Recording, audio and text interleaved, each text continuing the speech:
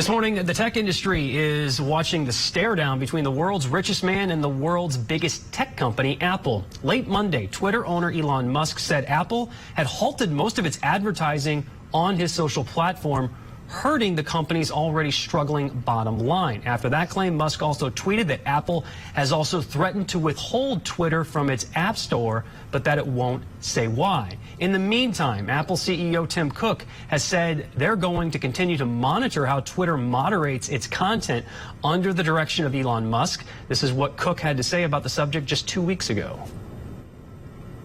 Is there anything that Twitter could evolve or devolve into where it would cause you to discontinue that relationship or remove them from the... You know, they say that they're going to continue to moderate, and so I think that, you know, I count on them to do that, and because I don't think anybody really wants hate speech on their platform, and so I'm counting on them to continue to do that.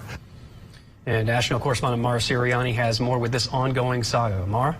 Yeah, Jay, good morning. Definitely getting the sense here that Twitter needs Apple more than Apple needs Twitter. So let's talk about all this. Apple potentially removing Twitter from its App Store would be a pretty dramatic move, but it is something the company has shown in their past that it's willing to do. So in addition to that claim that Twitter may be removed from the App Store, Musk also said yesterday that Apple has halted most of its advertising on Twitter and now asked the company, quote, if they hate free speech in America. He went on to also directly appeal to Apple's CEO, asking what's going on here, Tim Cook. No response yet from Apple on Musk's claims. However, removing apps from the App Store is a move typically reserved for egregious violations. If the Twitter app were pulled, the social network would lose one of its main distribution platforms, of course.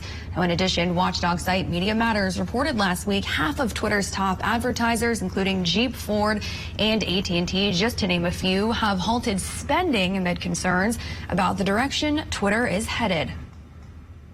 I'm not entirely sure what Elon's idea of Twitter's business model really is. One thing that we've talked about over the last few weeks is that advertisers have been sort of either fleeing Twitter, running for their lives, or at the very least been looking at it with new eyes, thinking, okay, how much should we really be investing into this platform?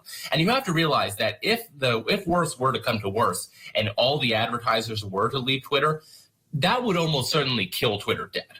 In an effort to try and save money, Musk went on a firing frenzy, as we reported over at Twitter. When it comes to generating revenue, since losing advertisers like we just talked about, Twitter is set to relaunch its paid subscription service. Of course, we're talking about Twitter Blue this Friday with improvements, Jay. Musk says, like a manual verification process. Let's hope this time goes a bit smoother than it did that first time. All just symptoms of an unpredictable CEO, to say the very least, Mara. Thank you.